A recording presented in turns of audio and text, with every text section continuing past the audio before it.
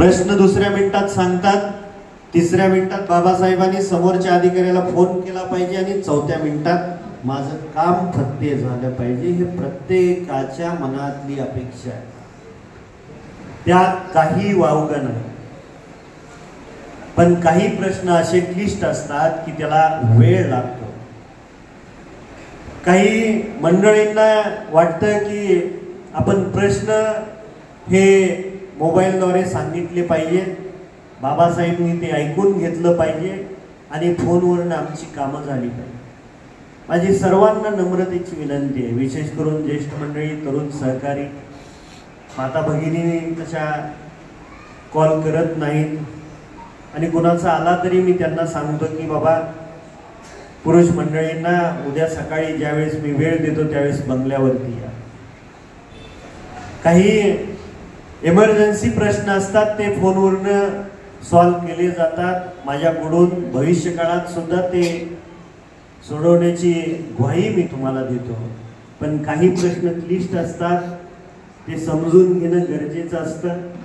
त्याच्यामुळं आपल्याला माझी विनंती असेल की तुमची अपेक्षा काही चुकीची नाही, पण समोर येऊन आपण काही प्रश्नाची चर्चा केल्यानंतर ते सोडवण्यासाठी मला मदत होईल. नेता बनणं तुम्हाला वाटत असेल खूप सोपं आहे, पण माझ्या मागच्या 3.5 वर्षाचा मी प्रवास सांगतो. सकाळी उठायचं, दात घासायचे, तोंड धुवायचं, वॉशरूमला जाऊन यायचं, गाडीत बसायचं, मातीला जायचं, आल्यानंतर आंघोळ करायची आणि समोर येऊन ऑफिसमध्ये बसायचं.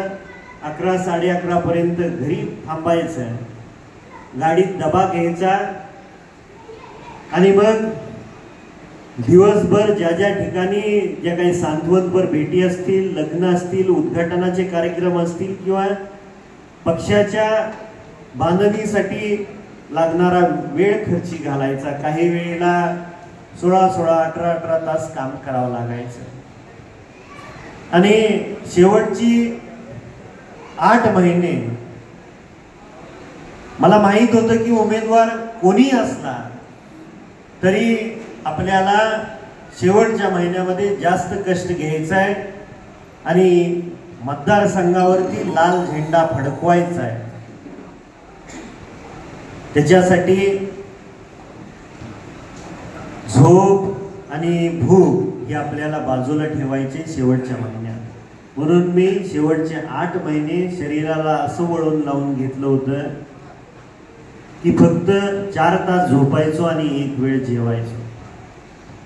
आणि मागच्या 3.5 वर्षामध्ये मी आमच्या घरातल्या कुठल्याही सदस्याला वेळ देऊ शकलो नाही.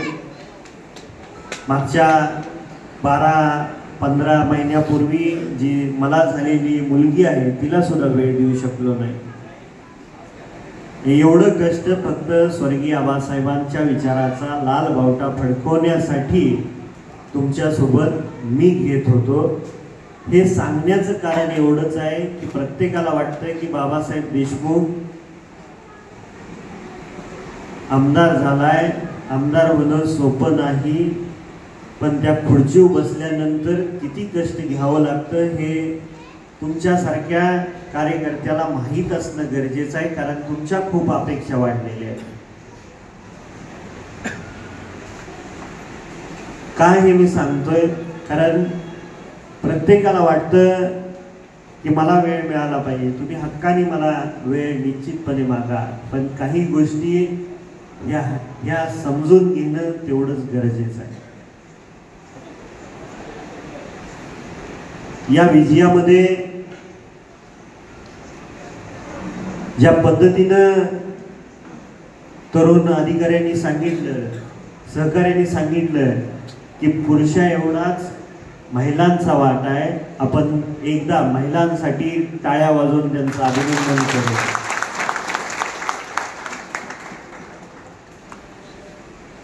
काल परवा मी सोलापूर ठिकाणी गेलो. सहज आपलं माझ्याकडे वेळ होता, राज्यपालांचा एक कार्यक्रम होता युनिव्हर्सिटीमध्ये आणि तो संपल्यानंतर थोडा वेळ होता. बऱ्याचशा पत्रकार बंधूंचं म्हणणं होतं की आपण सोलापूरच्या सर्व पत्रकार भवनला आणि विविध दैनिक पेपरच्या ऑफिसला भेट देणं गरजेचं आहे. आणि मग त्यांनी मला एक प्रश्न विचारला, ज्या पद्धतीनं स्वर्गीय आबासाहेब बसने जात होते त्या पद्धतीनं तुमच्याकडून ते अंगीकारलं जाताना दिसत नाही. तुलना आबासाहेबांची उंची खूप मोठी आहे, माझी तुलना त्यांच्यासोबत होणं साहजिक आहे, पण आपली योग्यता तेवढी नाही याची जाणीव मला आहे. तर ज्या पद्धतीनं आपण 2Gतनं 3G मध्ये गेलो, 3Gतनं 4G मध्ये गेलो, 4Gतनं 5G मध्ये आलेलो आहे, पुढचं वर्जन 6G येणार आहे. काळानुसार त्या गोष्टी बदलाव्या लागतात. स्वर्गीय आबासाहेबांच्याच कार्यकर्त्यांनी मला ती त्यांच्या वर्गणीतून गाडी दिलेली आहे. त्याच्यामुळं त्या जनतेचा आदर करणं ही मला वाटतं माझी नैतिक जबाबदारी आहे. माझे निवडणूक जिंकल्यानंतर लोकप्रतिनिधी म्हणून आलेले अनुभव तुम्हाला मंत्रालयातले आणि पहिल्या अधिवेशनातले सांगतो. पहिलं अधिवेशन होतं शपथविधीचं. पहिल्या दिवशी आमची काही शपथ नव्हती, दुसऱ्या दिवशी आमची शपथ होती 8 डिसेंबरला.